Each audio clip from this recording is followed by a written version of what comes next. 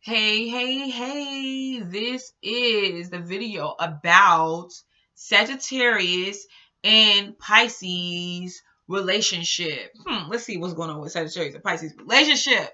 Well, the good thing about Sagittarius and Pisces is the fact that first of all, this is like a sexually charged relationship. Like, they could just get off and be within themselves and just like be sexually attracted to each other. Now, that could turn around and also be a problem if that's all the relationship is based on. But they can also really get or acquire a lot of the stuff that they want, the lifestyle that they want. Okay, we have Pisces, kind of like that, the one with the emotions and the support system, right?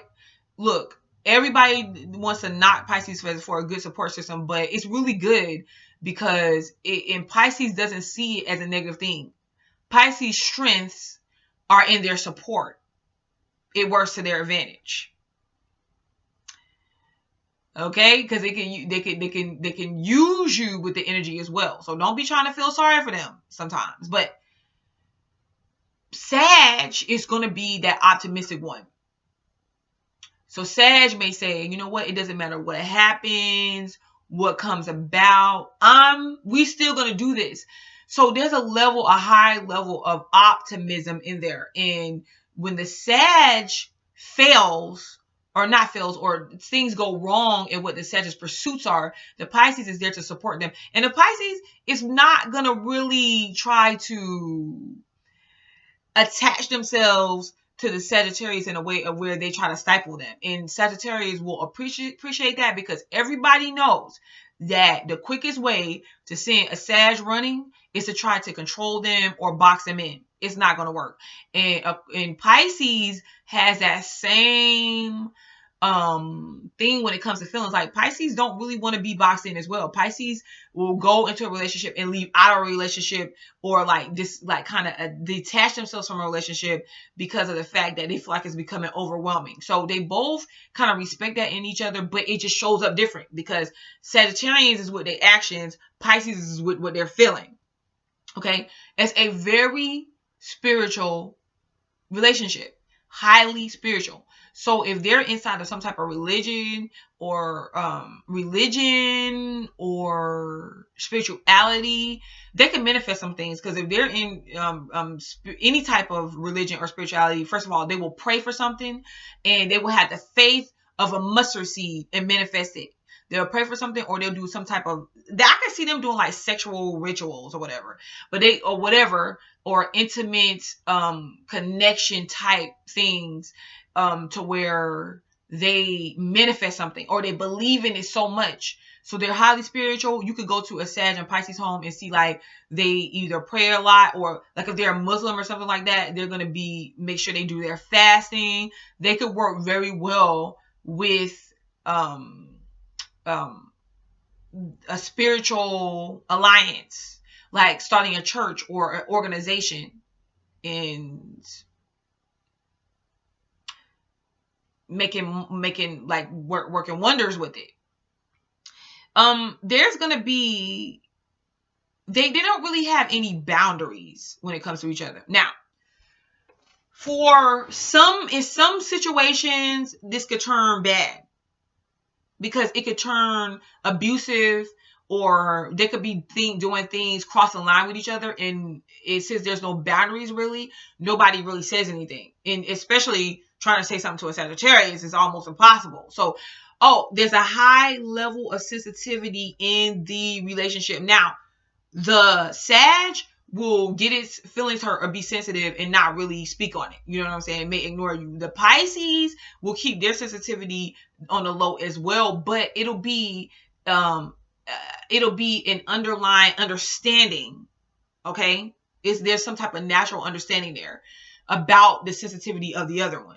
So, but like I said, that could turn out to be not so good as well. But there's a lack of boundaries. So with that lack of boundaries, it's easy for each one of them to be free to be themselves. That's a good part of this relationship. And there's no routine structure type thing going on. So it's like they could be spontaneous, fun, very tolerable of each other because there's no strict rules or structures in place. It's like, okay, and that means that they can shift and move with whatever the relationship is throwing them. Okay. And the power struggle, there's no power struggle there. Because a lot of times when Pisces is in that supportive role, they're kind of like, okay, well, let the Sag kind of do what they want. And the Sag doesn't have to go into its mode of, I'm about to steal the spotlight. I'm about to take it. You're trying to go up against me. The power struggles that Sagittarians face when they're in relationships with other signs, especially signs, other hard-headed signs or signs that can be trying to be controlling. They feel a sense of freedom when it comes to Pisces, and Pisces feels a sense of freedom when it comes to Sagittarius, because Sagittarius is not going to impose on their feelings. Now, they have a very highly spiritual, passionate relationship where both people can get what they want, because there's no expectations and the boundaries are open. Now, where that could go wrong is that sometimes there's going to have to be somebody that steps up and directs the relationship into a direction that it needs to go. When it comes to coming together for a common cause to where it requires commitment and firm decision making, they could lack that, and that could be negative on the relationship, because a lot of people see a boundaryless relationship that has no real direction as unwise, because in the long run potential, it may be disrupting long run, because as we get older, as we go through our experiences, we're supposed to then come back and identify ourselves or reshape ourselves, remold ourselves with that experience. But if you're not being a parent or observant or acknowledging these experiences, it's hard to come back and apply them, especially as we learn. It's like they could go in and out of relationship with each other and not really apply what they're learning. There'll be something that happens and they'll keep going over it and over again and again, the same stuff, and taking each other back, but not really dealing with the issues at hand. Ignoring the truth comes from that. And they'll think, I'm not really ignoring the truth, I'm just letting them be free. You know what I'm saying? I'm just letting them do them. But no, it's ignoring the obvious. Okay? Because Sagittarius could just continue to really ignore things that's going on around them, to just look ahead and not acknowledge them, and Pisces can do the same thing. And it could be really, this relationship could really be damaging to the Pisces as well, the Piscean energy, because the Piscean energy can be manipulated through its relationship with the Sag. If the Sagittarius person is using its energy in a negative way. And when I say with the boundaries down thing, it could get abusive, but it doesn't have to be physical. It can be like a manipulation tactics that goes on. And the Pisces may need to grow or expand, and the Sag is not really letting them. And it's not Sagittarius, it's not nothing against you. It's not you that's not letting them. It's them that's really ultimate not letting them. But the Sagittarians could be so forthright in the way things have to go, or the way they see things, their vision, that they could ignore the vision of the Pisces. Okay?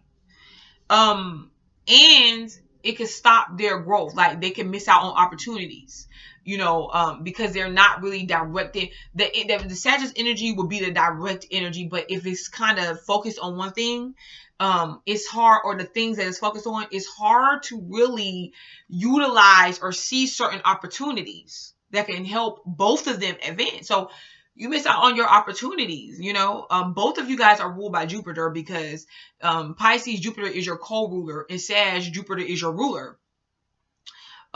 With that being said, Jupiter blesses and provides opportunities when people are willing to expand themselves.